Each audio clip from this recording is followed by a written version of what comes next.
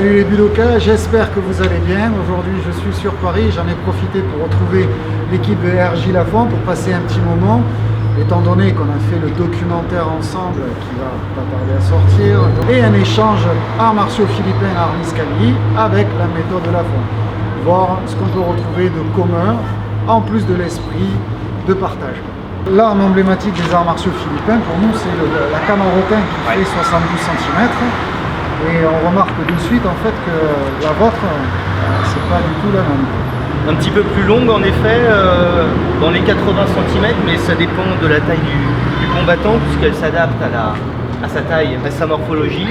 Nous on a en plus un repère visuel qui est représenté par les trois bandes tricolores là, mais qui n'est pas uniquement pour faire joli, qui nous sert de repère pour la position de la main. D'accord. Voilà. Pour bien montrer, il faut que le bout de la manchette passe au-dessus de la jointure du coude. Voilà. Que ça passe, voilà, que juste ça ne monte pas au-dessus. Pour bien repérer mon coude est là, il faut que oui, sinon voilà. Ça arrive et ça va toucher. Exactement, exactement. Alors nous on n'est pas dans cette approche de grip vraiment, on est vraiment on doit tenir la canne entre le pouce et l'index et on doit avoir une main ferme mais pas complètement serrée pour pouvoir exécuter les mouvements de rotation. Donc on est dans le lâcher, dans la relaxation au niveau des muscles pour pouvoir être dans l'exécution très rapide. Ouais. Voilà, donc on a une différence déjà de ce côté-là. D'accord. On la tient pas Parce que nous en fait, dans certains styles d'arts martiaux philippins, ils font aussi, ils ouvrent aussi la main pour pouvoir faire des moulinets pour aller beaucoup plus vite. Ouais. Mais dans le style que je pratique, le doblete rapidon, en fait, il faut surtout pas.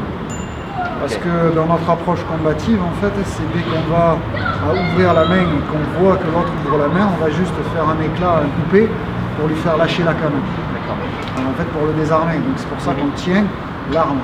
Mais comme tu disais, il ne faut pas se crisper dessus, il faut être relâché. Donc, il faut avoir un maintien ferme, mais relax. D'accord. Et ça, c'est compliqué pour un débutant. Je pense aussi qu'on en connaît un petit peu l'origine de cette chose-là. En fait, le rotin pousse beaucoup aux Philippines. Donc c'est une arme qui coupait régulièrement. Et après, ils le durcissent au feu de bois. C'est pour ça qu'on a des traces. Donc c'est durci au feu de bois. Ah d'accord. Voilà. Donc ce qui permet de renforcer le rotin. Et après, l'idéal, c'est de le laisser, de l'entreposer pendant le plus longtemps possible pour que le bois durcisse. Et c'est un bois à fibres. Donc il ne casse pas. En fait, il part en lambeaux, mais il ne casse pas. D'accord. Donc c'est un gros avantage au niveau combatif que même s'il y a de gros chocs, la canne va résister. D'accord. Et dans l'esprit, l'Arniscali, c'est pour faire du combat vraiment, enfin dans la rue, c'est dans la jungle, je ne sais pas, dans l'environnement philippin. D'accord. Après, c'est une arme emblématique. Pourquoi? Parce qu'elle représente le coup de coupe aussi. Ouais. Elle est de la longueur aussi du coup de coupe. Et qu'ils ont toujours, même de nos jours, dans les provinces, ils ont leur coup de coupe sur eux. Donc on les voit, ils vont au bar acheter leurs courses, ils ont encore le coup de coupe à côté, quoi. Parce qu'ils sortent du champ. Et naturellement, s'ils doivent combattre, ils vont prendre l'arme qu'ils ont sur eux. Bien sûr. Et donc c'est pour ça qu'il y a beaucoup de styles qui sont basés sur le travail de l'âme à partir du coup de coupe. Donc après de l'épée. D'accord. Et puis une autre différence, je pense que c'est qu'on voit que le diamètre est plus fin. Et enfin chez nous que chez vous. Ouais, et attends 2 secondes. Voilà. Parce que j'en ai plusieurs. Et donc, celle-là en général elle me sert pour la main gauche, vu que c'est ma main qui sert le moins. Et après, on voit la main droite qui est encore plus grosse. Le diamètre est encore plus gros. D'accord. Allez. Par rapport à toi. On est prendu dessus là. Donc ça a les avantages combatifs, et forcément parce que l'arme est beaucoup plus contendante. Après, c'est que ça met plus longtemps, donc il faut développer musculairement pour pouvoir travailler le poignet pour aller beaucoup plus aussi vite qu'une canne fine. Ouais, bien sûr. Donc des débutants, on leur conseille toujours d'avoir des cannes légères et surtout adaptées à leurs mains, qu'elles ne soient pas trop grosses. Oui, bien sûr. Voilà. Ça aussi, c'est un petit peu pareil chez nous. Mais elle n'est pas remplie, il n'est pas rempli. Ah si, tout est rempli, c'est du bois complet dedans. Ah bon? Oui, c'est que de la fibre.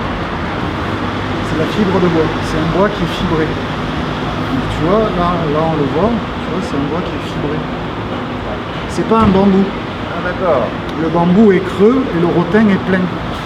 Et ouais, donc il y a pas mal de différences déjà dans l'arme en elle-même, quoi. Tout à fait, tout à fait. Et dans l'approche, nous on a une approche dans notre style qui est vraiment très très combative. Oui. Donc, Alors. on a une approche martiale guerrière, parce que dans les arts martiaux philippins, encore une fois, on trouve un petit peu de tout. Je pense que dans la canne à la fonde, il y a pareil, on a le côté sportif, on a le côté loisir, Oui.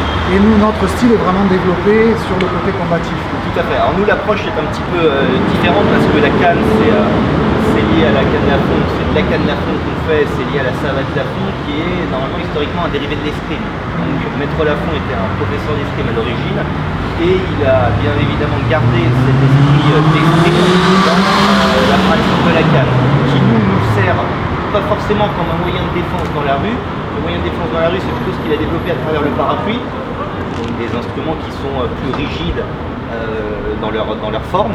Et la canne nous sert comme un exercice qui sert à développer des aptitudes, par exemple le jeu de la distance, la rapidité d'exécution pour avoir les coups d'œil, donc on est beaucoup plus rapide, plus léger. C'est pour ça que c'est des cannes qui sont plus souples que les vôtres, parce qu'elles ne servent pas forcément à se défendre de la rue, même si on peut se défendre dans la rue avec, mais voilà. Et comme ça va très très vite, donc ça éduque énormément l'œil.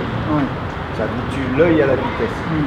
Ça va beaucoup plus vite qu'un coup de poing a priori, donc une fois que tu es habitué à parer un canne, le coup de poing, tu as plus l'habitude de le voir venir. Oui, bien sûr. Moi, c'est une des remarques que je me suis faite au début, quand j'ai commencé à travailler contre des cannes qui arrivaient, et ça va très très vite. Ouais. Et à force de travailler, quand tu reviens voilà, sur du point-pied, tu dis ouais, ça va beaucoup moins vite. Voilà.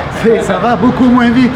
Et donc, comme tu dis, ça éduque vraiment l'œil. Et ça, c'est vraiment une bonne chose. Ouais. Est-ce que vous avez différentes distances dans le travail de canne, par exemple? Donc, le travail de très loin, moyen, très court? Non, vous êtes non. toujours dans une distance particulière. Justement. On est au départ hors distance. Oui, forcément. On travaille au départ hors distance. Il n'y a qu'au moment de la touche, on s'approche pour pouvoir toucher normalement avec le bout de la canne et pas le tiers de la canne, avec le bout de la canne. Et quand on a fait son enchaînement de touches, on ressort, on est hors distance. D'accord. Il n'y a pas de contact. Il n'y a pas de rentrée. Il n'y a pas de prise, il n'y a pas de clé, on ne fait pas de clé. On peut le faire en parapluie, on peut faire des clés avec le parapluie, mais c'est un autre travail, c'est pas autre chose, c'est autre chose. Et avec la canne, en démarrant tranquillement, ils se sont sûrs. Il n'y a plus de rapport gros, maigre, petit, grand. Avec la canne, on peut se sentir fort tout de suite. Alors ça commence à rassurer l'individu. Et s'il s'habitue au système de la canne, il va prendre le pli sur la boxe. D'accord. On se libère. Je comprends tout à fait. Mais c'est vrai que le fait d'utiliser une arme enlève les qualités physiques un petit peu dès le départ. Oui. Parce qu'on a tous les deux une arme, la même arme. Donc après, il faut savoir l'utiliser. Ouais, il reste la technique. Il y a le côté technique, mais c'est vrai que dans les arts martiaux philippins, quand j'enseigne et qu'il y a des femmes, c'est vrai qu'elles apprécient ce côté-là d'avoir une arme. Oui. Voilà, elles peuvent se faire entendre parce qu'elles n'ont pas le côté physique, mais elles peuvent faire mal aussi, parce qu'elles ont la même arme. C'est l'intérêt. Et garder sa distance déjà, rien qu'avec une canne, c'est déjà un grand pas vers la protection Vers physique, quoi. Oui, bien sûr, c'est garder ces distances. C'est déjà, si j'arrive à garder la distance avec la canne et que je reproduis la même distance à main nue, je suis vraiment en sécurité. Le combat au bâton remonte depuis l'origine de l'homme, je pense. Depuis qu'un homme a ramassé un bâton par terre pour s'en servir pour protéger son territoire ou même pour se défendre, c'est le combat à la canne, au bâton, l'appellation est un peu différente, c'est développé. Il y a eu des influences partout, donc on retrouve des combats à la canne courte. Voilà, en France, en Espagne, au Portugal, on en retrouve dans le nord de l'Europe, on le retrouve dans les Amérindiens, c'est avec les mêmes principes, avec les tomahawks, etc. On retrouve les mêmes choses en Asie. Puis l'homme doit s'habituer à son environnement, c'est-à-dire qu'on n'a pas les mêmes forêts, donc on n'a pas les mêmes bois, on n'a pas forcément les mêmes morphologies non plus corporelles, donc on s'habitue, il y en a qui vivent plus dans la jungle, nous c'est peut-être des forêts et des... enfin, bref, voilà. Et puis en même temps, les influences qu'il y a eu avec les gens qui voyageaient. Oui. C'était des nomades, ils ne restaient pas, donc il y a eu des influences. Il y a eu des échanges, ouais. Donc les Philippins ont été très influencés pendant 4 siècles pendant les Espagnols, vu qu'ils ont été colonisés pendant 400 ans. Bon, après, c'est qu'une partie des Philippines, parce qu'ils n'ont pas réussi à tout récupérer. Le sud a été influencé par l'Indonésie, donc par tout ce qui est Pencak Silat, etc. Et le nord avait énormément de relations commerciales avec la Chine, le Japon, la Malaisie. Ouais. Donc à savoir d'où vient tout exactement, c'est très très compliqué, quoi. On va faire un petit échange pour... Avec plaisir, avec plaisir. Donc on a une position d'escrimeur en fait, les pieds d'équerre, le pied gauche derrière le pied droit, la main dans la canne, dans la main droite, dans la canne, dans la main droite pour les droitiers, dans la main gauche pour les gauchers. Et on recule, on rond d'un pas et on avance d'un pas. Voilà, il n'y a pas de... Voilà le mouvement d'avancée et de recul de l'autre côté. La canne, elle se tient entre le pouce et l'index, l'avant-bras parallèle au sol, le coup droit décollé, la main gauche au repère et une ouverture de la main pour faire des moulinets. On ne fait jamais d'attaque directe, il n'y a pas de ça, il y a toujours un moulinet pour une fin d'attaque à tête qu'on peut se servir. Tête, jambe, tête. Tête, jambe, l'autre jambe. Les cibles sont figure à gauche, figure à droite, flanc gauche, flanc droit, flanc gauche, flanc droit. On peut se fendre. Voilà. Accélère.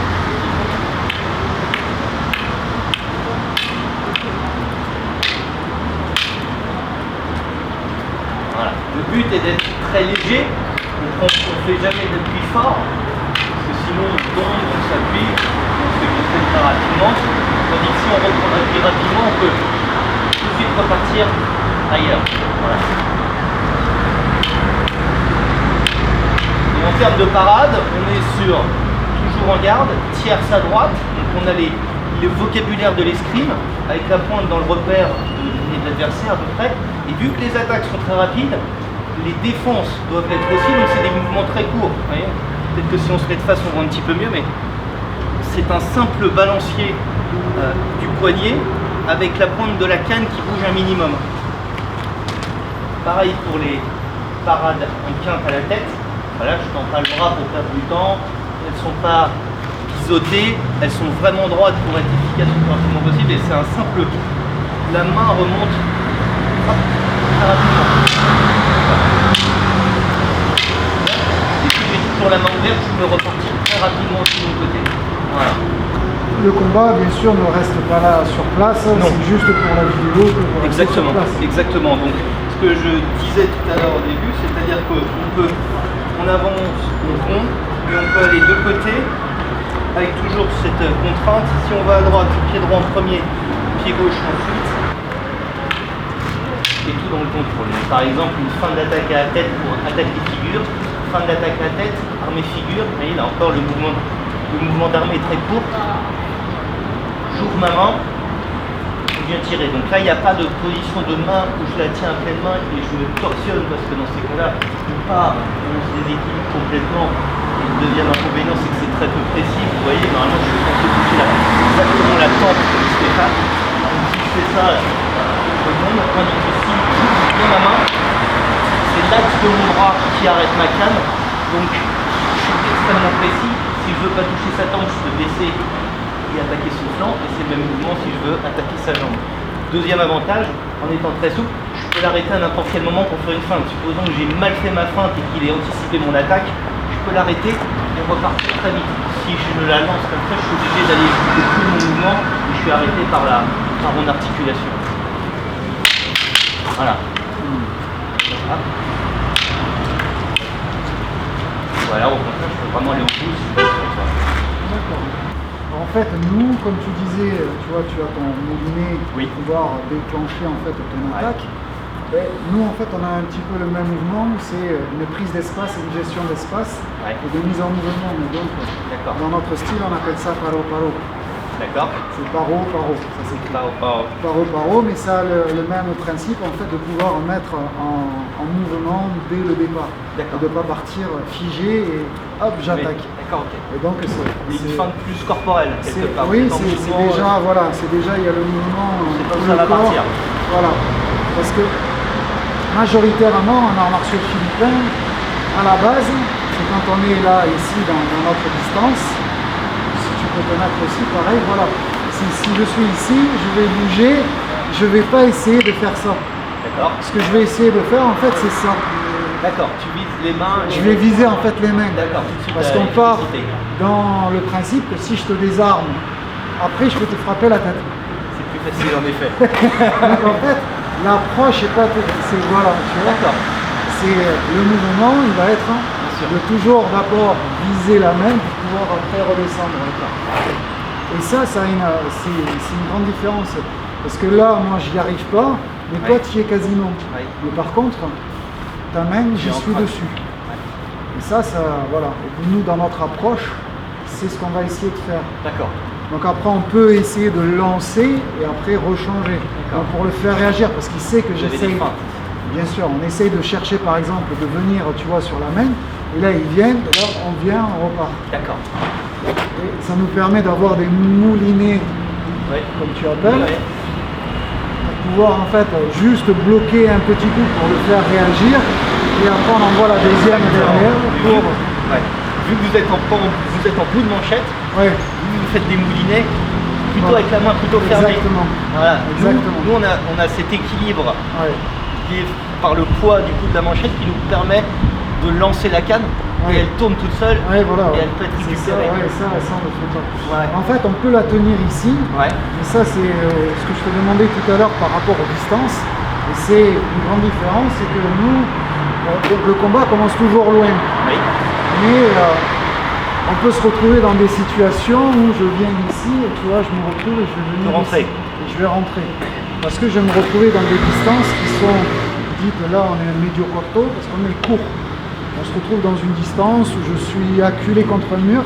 Et si je prends la canne comme ça, je me retrouve en fait trop près. Si je me retrouve avec une arme qui est trop longue pour moi, donc on recule la main pour toujours pouvoir en fait faire les mêmes mouvements mais plus courts. D'accord. C'est la question que je voulais te poser, c'est il y a les coups de stop aussi? Oui, on a des coups de socle. Donc par exemple, on est ici, on vient piquer. Il y a le matériel qui s'en va, ça commence pas. Donc oui, on a ce genre de pique, je descends, tu vois, je viens ici et je remonte à la gorge. Et en termes de cible, vous avez droit à tout. Alors, le plus efficace en termes de cible, on a ce qu'on appelle les numérados, c'est les numéros de frappe. Donc pour revenir sur toi, donc on a le sommet en descendant, on a les clavicules, on a les coudes, on a les genoux. Après on a les revers, donc en remontant dans un sens, dans l'autre. On les a aussi. Voilà, exact, c'est en relevé. On a la gorge, on a le plexus. Et après on a les yeux. Pour les plus forts. Voilà. Après, ça vient vraiment du travail de l'âme, avec la pointe où je venais piquer. Mais combativement, juste avec un bâton, on va se dire ouais, mais un bâton, tu ne vas pas rentrer à l'intérieur. Non, mais le bâton me permet de pouvoir pousser et repartir. Et de reprendre de la distance ou de juste l'impacter. C'est juste lui attirer l'attention à un moment pour pouvoir après enchaîner derrière. Bien sûr. Donc c'est pas des coups d'estoc où le combat... C'est pas pour tuer dès le premier coup, mais c'est pour un enchaînement construit. Et les coups d'estoc, on en a. Donc et pareil, on a des coups avec le pougnon, ce qu'on appelle la manchette. Voilà, dès qu'on est proche, on se retrouve ici. D'accord. Et ce qui nous permet, tu vois, par exemple, tu viens frapper sur le côté. Tu vois, je viens ici, je vais venir travailler ici. Des enchaînements avec des clés. Avec des clés, des désarmements, où là, par exemple, je viens faire presser. Voilà, et tout ce genre de choses nous permet, dès qu'on a une distance plus courte, de pouvoir venir récupérer les armes. D'accord. Et ça, c'est parce que aussi, on sait qu'on peut, en combat, se retrouver dans une distance courte. Ok. Mais on va pas la chercher, quoi. Maître Lafont a développé technique de défense à base des objets du quotidien, dont le parapluie. Le parapluie. Ce qui peut être utilisé aussi bien par des hommes que par des femmes, donc il y a une mixité sur l'utilisation. Donc en fait, on retrouve dans la canne Lafont, les arts martiaux philippins, beaucoup d'ingrédients en fait communs. Et après, certaines spécificités qui sont dignes à chacun de la pratique. Et ça c'est ce qui fait toute la richesse en fait des arts martiaux, des arts de combat. Il n'y a pas une méthode qui est bien. Il y a la méthode qui vous correspond et l'esprit qui est lié à cette méthode. Et ça, c'est super important. Il faut avoir cette ouverture d'esprit sur les autres, de ne pas juger parce que je vois une façon de faire qui n'est pas la mienne et de suite critiquer cette méthode et de dire ah non, ils font pas comme moi, c'est pas bien. Non, il faut d'abord essayer de comprendre pourquoi ils le font et à partir de là de se dire est-ce que moi je peux l'intégrer ou je peux pas l'intégrer. C'est une des raisons pour lesquelles je pars en terre martiale, c'est parce que je voulais découvrir l'essence de chaque discipline pour pouvoir le partager avec vous. Et pour moi, ce qui est très important, c'est de garder cette fraternité dans les arts martiaux. J'ai des amis dans tous les arts martiaux et j'en suis fier. Et c'est pour moi martialement quelque chose de fabuleux parce qu'ils m'enrichissent personnellement, humainement et techniquement. Et ça, c'est superbe. Donc, je vous invite à aller découvrir la méthode Lafont. Alors, les cours ont lieu tous les jeudis soirs de 20h à 22h au Perreux-sur-Marne qui est à côté de Paris. Et vous pouvez nous retrouver sur notre Facebook, Facebook Méthode Lafont. Allez les rencontrer, c'est génial. Moi, ça me fait toujours plaisir de les retrouver. À très bientôt. Merci, c'était un échange Arniscali et la canne Lafont de la méthode RJ Lafont. Merci à tous. Allez, à bientôt. Bon entraînement. Ciao. À bientôt.